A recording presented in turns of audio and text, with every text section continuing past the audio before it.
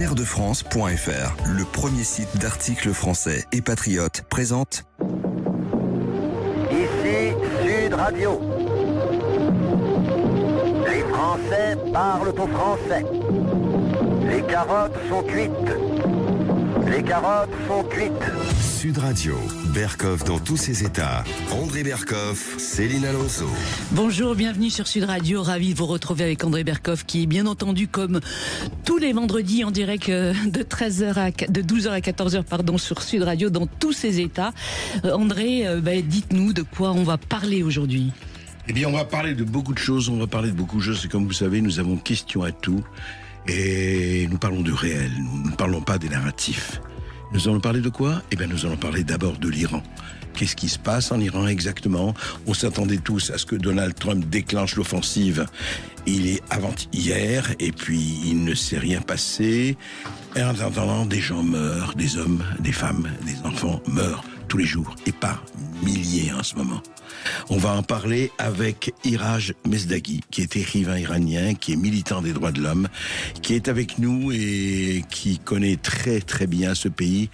Il a été 10 ans dans les geôles iraniennes dans les années 80. Il nous racontera. Et puis, nous allons recevoir aussi, vous savez, on parle beaucoup, on parle beaucoup de médecine, de santé, etc. Et il y a, à côté de la médecine traditionnelle, il y a une autre médecine, la médecine naturelle, la naturopathie, etc.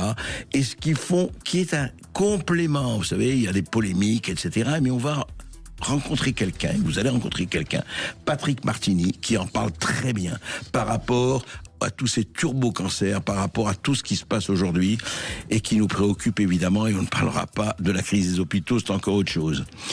Et surtout, il y a ça, il y a la santé, il y a la politique, il y a tout ça, et puis, il y a aussi, Céline, le blanchiment. Et oui, effectivement, le blanchiment d'argent, ce sera le sujet, le thème de 13h à 14h sur Sud Radio. Dans la culture, dans tous ses états, effectivement, on va faire une plongée dans ce monde incroyable. André, le blanchiment d'argent, eh bien, c'est 3% du PIB mondial. On va recevoir Éric Percheron, banquier spécialiste effectivement de la lutte anti-blanchiment. Il va tout nous dire sur les mécanismes secrets qui transforment l'argent sale en capital légitime. Air-de-France.fr, le premier site d'articles français et patriotes, présente Ici Sud Radio. Les Français parlent au français. Les carottes sont cuites. Les carottes sont cuites. Sud Radio, Berkoff dans tous ses états. André Berkoff, Céline Alonso.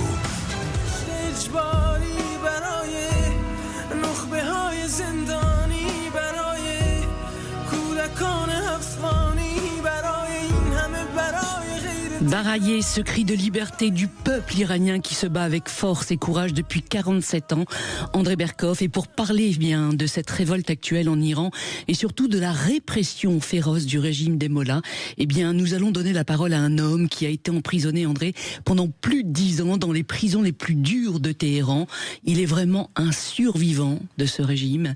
Bonjour à vous, Iraj Mesdaghi, bienvenue sur Sud Radio. Oui, bonjour Iraj Mesdaghi. J'avance comme ça, on traduira après, c'est très bien. Vous êtes aussi là. Alors je rappelle qui est Iraj Mesdaghi. Iraj Mesdaghi est un écrivain iranien qui est militant des droits de l'homme et qui vivait à Stockholm en Suède depuis 94, parce que dès les années 80, c'était un des principaux témoins et documentaristes des crimes commis par la République islamique d'Iran. Et notamment, il faut rappeler le massacre des prisonniers politiques de 1988. Et je voudrais savoir d'abord, Iraj Mesdaghi, on va parler aussi de votre parcours bien sûr, mais que pensez-vous de ce qui se passe en ce moment dans tout l'Iran? اول که معرفی کردن شما به خاطر فعالیت‌ها و کارهایی که انجام داده بودین در زمینه حقوق بشر و ادامه دارین میدین و همچنین مسیر شما از کجا شروع کردین 10 سال زندانتون همه اینا رو توضیح دادن دیگه امروز نظر شما رو داریم میپرسیم راجع به اتفاقایی که در ایران داره میفته. Je voudrais dire ici évidemment que Iraj Mesdaghi est avec son traducteur bien sûr et voilà, ça va se passer entre eux et on va s'expliquer sur tout ce qui se passe. Iraj Mesdaghi, on vous écoute. خیلی ممنونم از اینکه منو در برنامه‌تون دعوت کردین. Et je vous remercie que vous m'avez invité à votre programme. طبق محافظه کارانه ترین برآوردها حداقل 12,000 نفر در طی چند روز در ایران قتل عام شدند.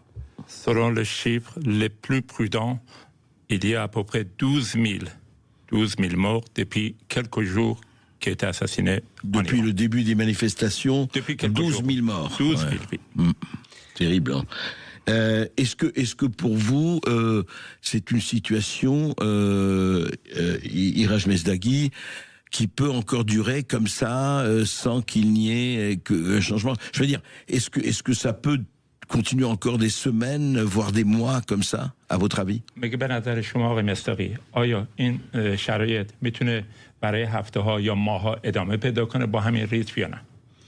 من فکر نمی کنم که بتونن مردم با دست خالی در مقابل رگبار مسلسل و آتش سنگین برای روزهای طولانی مقاومت کنن. Je pense pas que le peuple avec les mains vides peuvent résister face à un régime qui utilise l'arme de guerre et devant les rafales de mitrailleuses. Oui, et juste un mot là-dessus, on dit qu'aujourd'hui, on a vu des images terribles dans les hôpitaux, notamment dans la banlieue de Téhéran, près de Téhéran, avec les gens qui viennent reconnaître leurs morts. Est-ce que vous avez entendu ça? Je dis ça parce que ça atteint des sommets d'atrocité quand même, que souvent on tire dans la tête, enfin les passes d'Aran ou les Bassidji tirent dans la tête et les yeux, essayant d'aveugler, essayant de... Et on dit aussi que les parents doivent payer pour reconnaître leurs morts, et que presque on leur fait payer, ce que j'ai trouvé, le prix des balles, les prix des balles que les Bassidji tirent et tuent, on fait payer aux parents des victimes le prix des balles.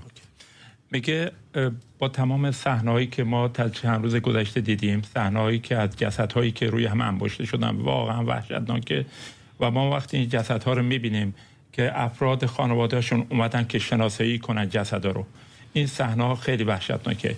و اینو ما شنیدیم که حتی اونایی که مستقیم شلیک میکنن به چشم تظاهر کننده ها یا به مغزشون، کله آنها شلیک میکنن، و بعد از اینکه تازه اینها کشته میشن، پول گلوله هم ازشون میگیرن، پول تیر هم میگیرن تا جسد اونها رو تحویل بدن. آیا واقعیت داره؟ بله، این چیز جدیدی نیست. در دهه 80 هم من خودم از نزدیک شاهد این ماجرا بودم و بارها در ایران اتفاق افتاده. من باید اضافه کنم فقط بسیج و اعضای سپاه پاسداران نیستن، بلکه اعضای سپاه قدس، لشکر فاطمیون و زینبیون که افغانهای که در ایران زندگی میکنن، اونها هم جزو نیروها هستند و نیروهای شیعه عراقی و حزب الله هم در این سرکوب شرکت دارند. Ce que vous venez de dire, c'est pas quelque chose de nouveau, c'est vrai. Ça, moi, j'étais témoin dans les années 80, exactement les mêmes atrocités. Et c'est pas que les Bassidji qui tirent. Aujourd'hui, il y a les proxys d'Iran, des chiites afghans ou Hezbollah qui vient en Iran pour tuer les gens. Donc, surtout des Fatimiyun et Zainabiyun. C'est les proxys, c'est les paramilitaires.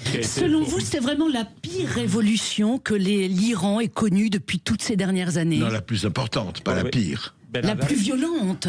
به نظر شما آیا این تظاهراتی که در حال حاضر شکل گرفته خشن‌ترین و پرشورترین تظاهرات سالهای اخیر ایران بوده؟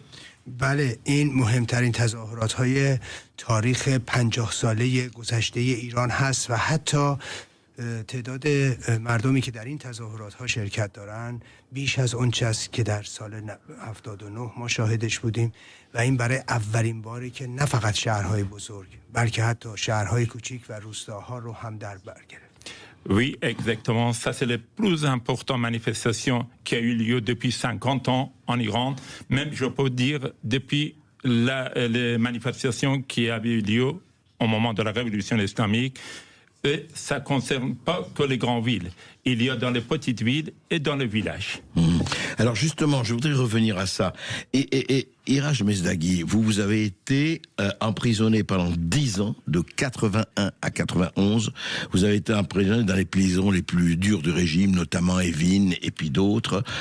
Au fond, vous dites, et vous venez de le dire, au fond, dès 79-80, le régime de Khomeini, à l'époque, c'était exactement la même dureté, la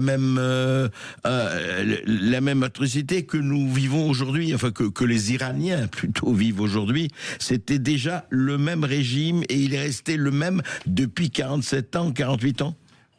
شما همونطوری که خودتون در مدت 10 سال 11 سال زندان بودید در اوین و زندان‌های دیگه و شاهد این مسائل بودید از نزدیک و شما الان می‌فرمایید که این شدیدترین خشونت‌هایی بوده که رژیم علیه تظاهر کنندگان نشون داده و برای شما یک چیزیه که از زمان ایجاد رژیم اسلامی در ایران وجود داشته و ادامه میده. Et juste une chose à ajouter, et pourquoi lui a été à l'époque, pourquoi il a été en prison? Pourquoi il a été, pour quelle raison on l'a emprisonné? برای چی؟ دلیل این که شما زندانی شدید دلیلش چی بوده تو اون زمان؟ هرگاه که رژیم موجودیتش به خطر بیفته دست به کشتار وسیع و قتل عام میزنه. Et chaque fois que le régime voit menacer son existence, il commence à tuer en masse. اونچه که من قبلا شاهدش بودم امروز در ابعاد وسیع‌تری داره انجام میگیره. Ce que j'étais le témoin, aujourd'hui, ça se fait à l'échelle beaucoup plus grande. برای اینکه اونها متوجه شدن که با مردمی روبرو هستن که آلترناتیو خودشون رو صدا میزنن. Ils ont su qu'aujourd'hui, les manifestants, le peuple iranien, ils ont en train d'escander leur alternative. در تظاهرات قبلی اونا هیچ موقع فکر نمی کردن که تظاهرات میتونه اونها رو سرنگون کنه، ولی این بار موضوع فرق میکنه. برای اینکه در سراسر ایران زیر رگبار گلوله شعار میدن رضا پهلوی، این از شعار ملی. Dans les précédentes manifestations, il n'y avait pas de slogan pour l'alternative. Mais cette fois-ci, partout en Iran, on crie Reza Pahlavi. C'est un slogan national. Donc, pour vous dire quoi, le Reza Pahlavi, c'est le prince héritier. Et vous-même, vous militez aussi pour le retour de Reza Pahlavi en Iran? شما آیا دارید فعالیت میکنید برای بازگشت رضا پهلوی به ایران؟ بله. من در دوران سال انقلاب 57 من در امریکا بودم و با گروه‌های چپ فعالیت می‌کردم، گروه‌های دانشجویی چپ. Durant les années 78-79, j'étais étudiant aux États-Unis. En tant qu'étudiant, je travaillais avec les étudiants de gauche. و وقتی به ایران بازگشتم من از سازمان مجاهدین هواداری می‌کردم.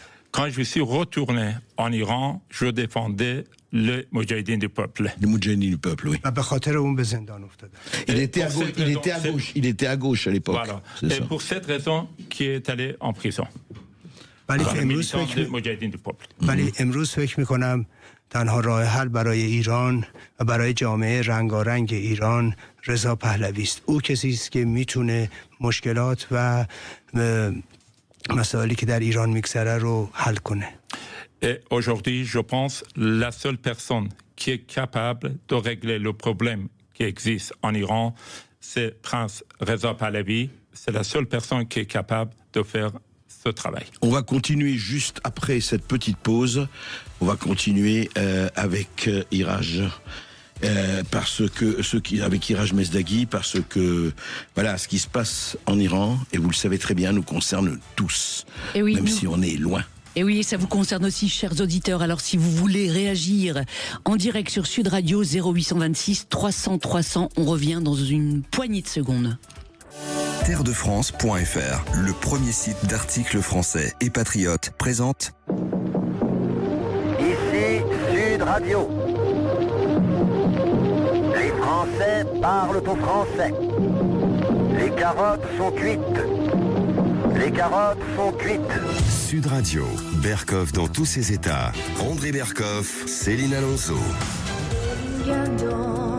تو خیابونه خوش گوشه خشم من و تو تشنه بارون حق ما کم نیست. Oui, Bella Ciao, l'extraordinaire chant de révolte italienne qui a été traduit et adapté, Céline, en Iran, voilà. En persan, exactement, effectivement. Exactement. Et aujourd'hui, André Berkoff sur Sud Radio, eh bien, nous parlons de la révolte actuelle en Iran et de la répression sanglante qui a lieu maintenant depuis le 28 décembre dernier. Notre invité, André, est Tiraj Mezdaghi, je rappelle. C'est un ancien prisonnier politique et surtout militant des droits de l'homme. Et surtout, il est la mémoire de l'Iran. Il travaille dans des documentations, des livres, des publications, des émissions, aussi des films, et il a fait un travail formidable. Et il a notamment arrêté l'un des bourreaux de Téhéran de l'époque, Hamid Nouri. Il l'a attiré en Suède et il est en prison à vie en Suède. C'était un des bouchers de l'époque, je parle de l'époque des années 80, etc. Et lui, il travaille là-dessus. Il est un peu la mémoire, effectivement, la mémoire vivante de ce qui se passe. Et alors justement, Tiraj Mezdaghi, c'est quelque chose que vous avez, ni la vie ni la mort, hein, dont on a beaucoup parlé et qui a inspiré des juristes, qui a inspiré des ONG, des chercheurs, et qui ont contribué effectivement à faire que ce qui se passe en Iran est encore plus connu. Une question qui ce sera peut-être la dernière question. Tiraj Mezdaghi, est-ce qu'aujourd'hui, la question que je vous pose, elle est très claire, est-ce qu'aujourd'hui, eu égard à ce qui se passe, est-ce que vous souhaitez quand même, parce que on dit, vous savez, on entend, alors nous, les bonnes âmes parisiennes qui disent oui, mais il faut que le peuple, j'ai écouté encore ça dans certaines émissions, il faut que le peuple iranien se libère lui-même, tout seul, il faut pas qu'il y ait des interventions extérieures, etc. Sauf qu'est-ce que vous faites quand vous êtes la main nue et que vous n'avez pas d'armes? Donc, est-ce que Tiraj Mezdaghi, vous souhaitez quand même une intervention extérieure afin de se sortir de ce bourbier, de ce massacre? بله، من کاملا حمایت میکنم از مداخله نظامی امریکا در ایران. Oui, je défends l'intervention militaire des États-Unis sur l'Iran. Il défend cette intervention. Voilà. Oui. این تنها من نیستم. شاهزاده رضا پهلوی چنین درخواستی Ce n'est pas seulement moi, c'est le prince Reza Pahlavi aussi, il a demandé exactement pareil. خانم شیرین عبادی برنده جایزه نوبل نه تنها خواهان مداخله نظامی شده بلکه خواهان هدف قرار دادن خامنه ای شده. Madame Shirin Ebadi, qui a eu le lauréat de Nobel de paix, voilà, elle a demandé intervention des Américains et en plus, elle a demandé d'attaquer directement Khamenei. Mais vous n'avez pas peur que ça aggrave la situation? Hier, justement, une haute responsable de l'ONU s'est dit inquiète des menaces de frappe sur l'Iran et dit effectivement que ça peut vraiment, que la situation peut empirer après. مسائل همکنون پیچیده هست و من فکر میکنم بعد از این اوضاع بدتر خواهد شد. La situation est déjà complète. Et je pense que par la suite, ça va être encore plus difficile et plus dangereux pour le monde entier. من نمیدونم چرا بعضی اوقات وقتی به موضوع ایران که میرسیم همه منطقها تغییر میکنه. Je ne sais pas pourquoi quand on arrive sur la question d'Iran, toutes les raisons, toutes les paroles, ça change. من تصور میکنم مردم دست خالی در خیابونها هستن. Moi, je pense aux peuples qui sont avec les mains nues dans les rues. ترامپ 7 بار وعده داد که کمک در راهه. Monsieur Trump a promis 7 fois que l'aide est sur la route. Il a aussi assuré... Il a aussi assuré hier que les tueries prenaient fin en Iran. Comment vous analysez sa position actuelle?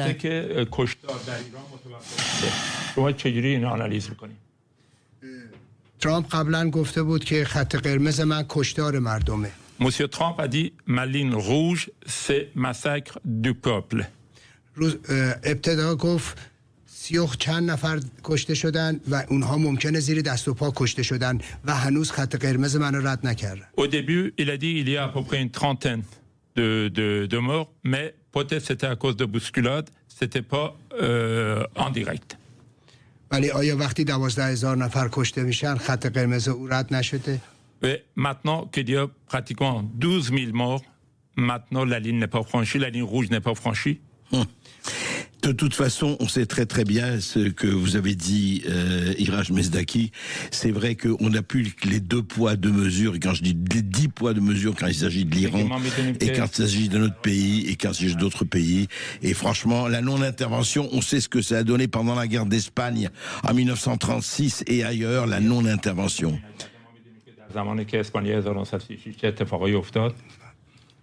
Et je rappellerai cette phrase de Winston Churchill, vous avez choisi le déshonneur pour éviter la guerre, vous aurez le déshonneur et la guerre.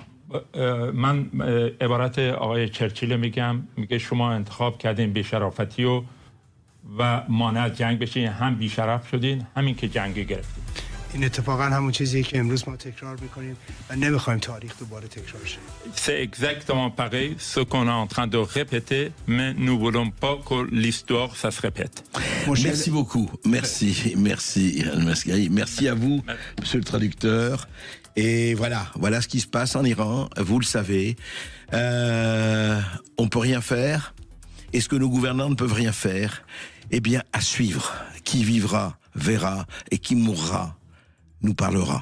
André Berkoff, dans un instant sur Sud Radio, c'est d'un tout autre sujet dont nous allons parler tout aussi intéressant, à savoir la préservation de notre capital santé. Depuis quelques années en France, eh bien, une médecine naturelle a le vent en poupe, à savoir la naturopathie. Qu'est-ce que c'est exactement? Quels sont ses bienfaits? On en parle dans un instant sur Sud Radio avec un grand spécialiste. Terredefrance.fr, le premier site d'articles français et patriotes, présente Ici Sud Radio. Les Français parlent au français. Les carottes sont cuites. Les carottes sont cuites. Sud Radio, Berkoff dans tous ses états. André Berkoff, Céline Alonso. Je suis malade, parfaitement malade. T'arrives, on ne sait jamais quand. Oui, enfin, il est malade, il a beaucoup de talent de la maladie, mais André Berkoff, faut qu'on en parle de la maladie. De nombreux Français sont malades, André, et souffrent notamment de maladies chroniques qui sont en constante progression chez nous. Et pour se soigner, eh bien, près de 40% des Français ont déjà eu recours à des médecines complémentaires ou alternatives, notamment à la naturopathie. Alors, quelle est cette technique? Et pour en parler, eh bien, on va recevoir André Berkoff. On reçoit, bien entendu, un praticien reconnu, à savoir Patrick Martini. Bonjour à vous. Bonjour à tous, bonjour. Bonjour Patrick Martini. Alors, je rappelle, parce que c'est un parcours tout à fait passionnant, Patrick Martini. Il a été, je rappelle, il a été scientifique. Il a été chez Intel, le géant, l'un des géants du numérique. Il a été astrophysicien de formation, aussi bien ça, et il est naturopathe.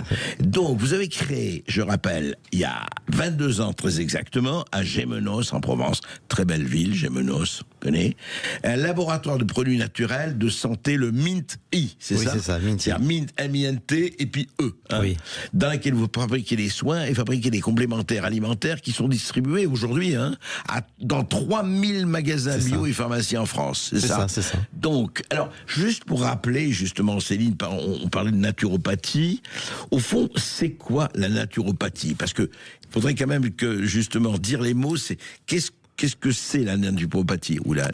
La naturopathie, c'est une médecine traditionnelle qui utilise tout un ensemble de soins pour fortifier l'organisme. Qui a plusieurs millénaires d'histoire, on peut dire. Oui, plusieurs millénaires d'histoire, exactement. Il faut dire, oui. Et c'est quelque chose c'est une technique, en fait, enfin, c'est un ensemble de techniques qui nous permet, en fait, de prendre l'homme, l'humain dans sa globalité, c'est-à-dire corps, esprit, environnement.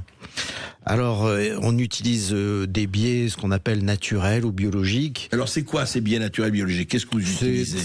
C'est toujours pareil, c'est l'alimentation, le sport, la phytothérapie, c'est-à-dire l'utilisation de plantes en vue de détoxifier un organe, par exemple. Mais c'est vrai que on peut utiliser d'autres techniques, que ça peut être l'acupuncture, enfin ça peut être, il y a vraiment énormément il y a un domaine spectre très très large. Oui. Et en quoi c'est bénéfique alors pour notre santé? C'est que ça va permettre la stimulation de l'auto-guérison. En fait, c'est que grâce à des organes en bonne santé, en fait, on se régénère complètement, on se régénère bien et on stimule l'auto-guérison du corps. Alors prenons des exemples concrets. L'obésité, c'est un véritable fléau chez nous. Comment vous pouvez aider justement une personne en surpoids aujourd'hui? Alors il y a évidemment l'alimentation. L'alimentation d'aujourd'hui, on le voit, elle est assez délétère puisque il y a une augmentation grave de l'obésité, obésité morbide et surpoids. Par contre, il y a aussi des choses qui sont importantes, c'est au niveau des parasites. Dans l'alimentation aujourd'hui ou dans la médecine aujourd'hui, on ne fait pas assez attention aux parasites. Qu'est-ce que vous appelez les parasites exactement? Par exemple, donnez des exemples, oui. Chez moi, dans mon cabinet, puisque je reçois beaucoup de clients, je ne peux pas faire maigrir quelqu'un qui a des vers. D'accord. Quelqu'un qui a des vers, on ne peut pas le faire maigrir. Non, donc il faut se débarrasser des vers. Il faut se débarrasser des vers. vers. Alors comment on se débarrasse des vers chez vous? Mais surtout, comment mesurer qu'on a des vers dans le corps? Vous, comment vous faites? Alors, il y a plein de techniques. C'est effectivement dès qu'on a des démangeaisons au niveau anal, au niveau vaginal pour les femmes, dès qu'on a par exemple, le truc chez les enfants, c'est la tache de bave sur l'oreiller le matin. Vous voyez, ça c'est un des signes qu'il peut y avoir une présence de vers. Mais il faut jamais oublier que les parasites sont parmi nous et qu'on ne peut pas les éviter. Donc 84% des Français, et c'est les études qui le montrent, ont des problèmes de parasites. Donc c'est pas quelque chose de nouveau. Ce qui est nouveau, c'est qu'on ne les traite plus.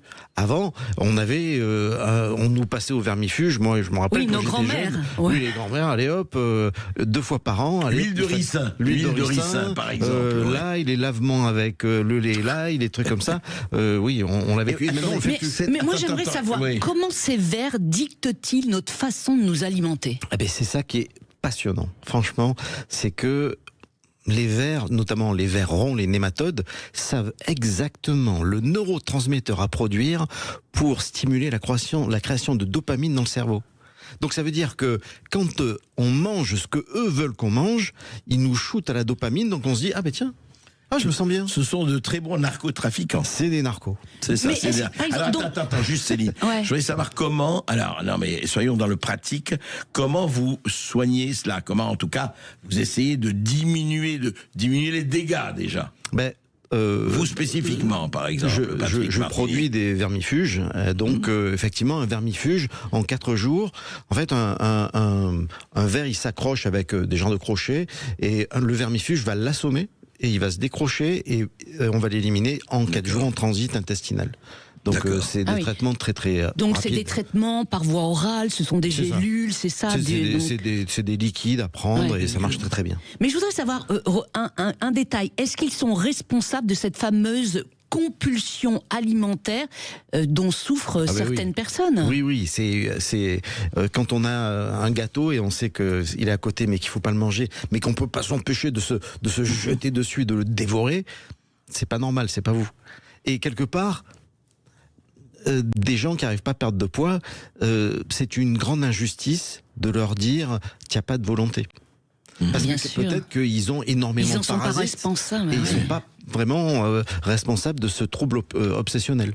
Donc c'est pour ça que là, ça fait partie des choses sur lesquelles on alerte les gens, c'est faites attention aux parasites et les vers. Ah oui, alors autre fléau qui touche aujourd'hui en France plus de 4 millions de personnes, c'est le diabète. Alors comment la naturopathie peut nous aider justement à diminuer notre consommation de sucre? C'est vrai que le diabète est malheureusement quelque chose qui touche énormément de gens et de plus en plus aussi au Moyen-Orient, c'est là où il y a la plus grosse croissance de diabétiques. Peut-être qu'il y a une chose, c'est le sucre, mais on pense toujours au sucre blanc, le sucre qu'on met sur les gâteaux. Alors que le plus gros sucre et le plus dangereux, et c'est celui qui crée le plus de pics d'insuline, ça reste l'amidon. L'amidon. Donc les sucres lents. Donc les sucres lents. Et en fait, il y a eu un changement depuis les 27 hybridations du blé. Avant, le blé n'avait que 36% d'amidon. Mais à force d'hybridations successives, maintenant on a entre 70 et 80% d'amidon qui est un sucre. Et donc on mange. Mais le problème, c'est que l'amidon est contenu dans beaucoup d'aliments. C'est un drame. Exactement. Donc, pain, pizza, tout le jaune, c'est extrêmement sucré en fait. Ce qui est intéressant, en tout cas dans votre démarche et dans la démarche de la naturopathie, c'est qu'on retrouve aussi quelque chose qui marchait quand même pas mal, parce que il y a eu cette espèce de, je dirais, discrimination. Ah oui, il y a la bonne médecine, la moins bonne médecine, etc., etc. Sauf que nos ancêtres, etc., quand ils pratiquaient justement le lavement et autres, eh ben c'était la saignée dont parlait Molière, c'était pas toujours minable, au contraire. Et aujourd'hui, alors, la valeur ajoutée au fond de cette médecine naturelle, c'est parce qu'elle fait appel aux produits naturels? C'est parce qu'elle fait, appel à des produits naturels. Attention, c'est pas n'importe quoi, parce qu'il y a des produits naturels qui peuvent être dangereux, qui peuvent avoir des effets secondaires. Oui. Mais c'est quoi alors justement des produits assez connus, comme le pissenlit, l'ortie. L'ortie, par exemple, est une plante extraordinaire à utiliser pour se reminéraliser.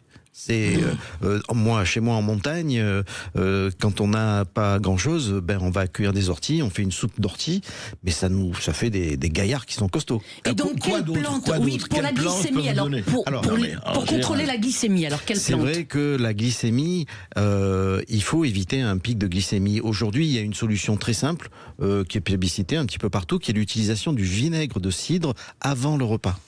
Et c'est vraiment très très simple. Vous prenez une cuillère à soupe de vinaigre de cidre dans 2 cuillères à soupe d'eau juste avant de manger. Ça va permettre de lisser ce pic d'insuline. Mais c'est très acide. C'est très acide. Il faut que les gens puissent le prendre. Effectivement, ça peut être. Mais c'est très rare. On ne dit pas que c'est toujours très très goûteux, quoi. Oui, c'est pas mauvais. Mais par contre, je sais pas, dans le. Ça permet vraiment de réduire ce qu'on appelle la postprandiale 2 heures après le repas. Ça permet en fait d'éviter ce pic de glycémine. Et ça permet de digérer beaucoup plus lentement les sucres, en gros. Alors Patrick Bertini, moi je voudrais revenir à votre pratique. Parce que on pourrait faire, tout le monde va nous demander des soins. Et je rappelle, dites-moi, vous avez, si on veut vous interroger là-dessus, vous avez un site ? Oui, on a un site sur zlabo.fr. Zlabo.fr. D'accord. Alors, pour revenir à ça, au fond, vous recevez des gens et vous leur conseillez. Alors, il ne s'agit pas effectivement. Non, il faut le dire. Vous pouvez pas dire que vous soignez, vous. Ah non. C'est ça. Vous pouvez pas dire que vous avez des patients. Non. Vous avez des clients. J'ai des clients et je ne soigne rien. Je ne sais pas soigner. C'est ça, vous ne savez pas soigner. Par contre, je sais nettoyer, je suis un nettoyeur. Oui. Ouais. Alors concrètement, une séance avec vous, ça dure à peu près 1h30. Comment ça se déroule une séance? Comment ça se déroule bien, généralement. C'est-à-dire vous n'allez pas nous dire que ça se déroule mal, ça c'est clair, Patrick Bertini. Non, mais généralement, on fait un petit, ce qu'on appelle un scan, c'est-à-dire qu'on regarde, on pose énormément de questions. On a des petits outils électroniques qui nous permettent de voir les organes qui sont en souffrance. Quand on les a identifiés, effectivement, on peut pas nettoyer dans n'importe quel ordre. Donc on connaît la logique de nettoyage du corps et on utilise les plantes pour nettoyer ces organes, c'est tout. Ah oui. Est-ce que la question fondamentale et à laquelle vous contribuez, alors dans le bon sens du terme, est-ce que ce n'est pas que on pourrait se dire, non pas que les gens se soignent eux-mêmes, bien sûr, vivent les médecins et vivent. Oui. D'ailleurs, quand on les empêche pas d'exercer, comme au moment du Covid, vous avez connu ça. D'ailleurs, juste un mot. Qu'est-ce que vous avez pensé, vous en tant que naturopathe, qu'est-ce que vous avez pensé de cette époque du Covid que nous vivons encore? Comment vous l'avez, quand je dis comment vous l'avez vécu, comment vous l'avez jugé? Je pense que c'est un déclencheur de bon sens pour moi. C'est-à-dire que on a été choqués par certaines informations on nous dit c'est la vérité, c'est ça, mais dans notre tête on se dit mais non, mais c'est bizarre. Donc je pense qu'il y a de plus en plus de gens qui ont ouvert les yeux et qui regardent la santé d'un œil différent, qui voient que effectivement la médecine type comme la naturopathie est un complémentaire intéressant, et surtout face à l'explosion de maladies chroniques qui remplissent les hôpitaux. Donc on n'est pas là pour faire la compétition aux médecins allopathiques, on est là pour leur dire mais non, on peut avancer dans une médecine ensemble dans une médecine complémentaire. C'est-à-dire que pour vous, effectivement, vous me l'avez dit en off, qu'on pourrait aujourd'hui éviter cette explosion de maladies chroniques en ayant recours à la naturopathie, et de ce fait donc désengorger les hôpitaux qui est vraiment et c'est vraiment un vrai l'expérience problème. que j'ai, parce que quand j'habitais aux États-Unis, j'étais à côté d'un centre d'un docteur très connu qui s'appelle le docteur Ornish, qui était le médecin de Clinton à l'époque. Et il était chirurgien vasculaire. Quand il ouvrait quelqu'un pour un problème cardiaque, il disait oh là là, on aurait pu éviter ça. Et ce qu'il me disait, c'est que à partir du moment où on a une première alerte, il faut vraiment, c'est-à-dire par exemple qu'on pose un stent, eh bien il faut vraiment focaliser son attention sur l'hygiène de vie. Et d'ailleurs, Medicare, qui est la mutuelle principale aux États-Unis, à partir du moment où vous avez un problème cardiaque, une première alerte, vous êtes obligé de souscrire aux 72 heures de programme de Dean Ornish en hygiène de vie. C'est gratuit. Où on vous apprend à vous occuper de vous. Oui, mais n'est-ce pas trop tard? Une fois qu'on a eu une alerte. Non, exactement. C'est dans 90% des cas, ça va avoir un effet. Est-ce que c'est pas trop tard? Oui, quand il y a quelque chose de très très avancé, mais il n'empêche, ça va vraiment améliorer la santé. Et Dean Ornish, qui est un médecin très reconnu, le prouve. Pour qu'une mutuelle, la plus grosse mutuelle, approuve et rembourse en fait ces 72 heures de cours, c'est quand même une preuve d'efficacité, parce que les mutuelles sont pas des philanthropes. Parce qu'au fond, le vrai problème, c'est une vraie information auquel vous contribuez, vous et beaucoup d'autres, pour qu'on se prenne en main. Est-ce qu'on se prenne un peu plus en main? Parce qu'on a tous, soyons clairs, on est tous patients, on est tous patients ou clients, comme vous voulez. On se dit, bon ben oui, mais il y a le médecin, il y a le conseiller, il y a le naturopathe, etc. Mais peut-être qu'on devrait un peu plus s'occuper de nous-mêmes, de se prendre en main. Exactement, mais c'est un point clé et crucial, c'est qu'on a quand même une responsabilité sur notre santé. Ne serait-ce que dans la gestion du stress, par exemple. La gestion le stress et la réaction hormonale de stress est le plus gros pollueur du corps. Donc c'est quelque chose qui va vraiment mettre le corps sous une pression incroyable qui souvent n'est pas nécessaire, puisque en fait les sciences humaines nous montrent que l'Homo sapiens peut générer entre 40 et 60 000 pensées, mais sur ces pensées, 95 par jour. Par jour? Par jour. Attendez. 40 à 60 000 pensées par jour. Moi, je croyais que je connais certains, 6 ans contre une, ce serait déjà énorme. Non. Alors attention. Il y a les pensées positives et les pensées négatives, André. Oui, c'est ça. C'est ça le problème. C'est que déjà 95% des pensées générées dans la journée sont les mêmes que celles de la veille. Donc c'est le petit vélo dans la tête. Et 80% des pensées sont négatives. Et ce que les sciences humaines ont montré, et il y a des études qui le montrent, c'est que sur ces pensées négatives, 97% des pensées négatives étaient totalement infondées, totalement.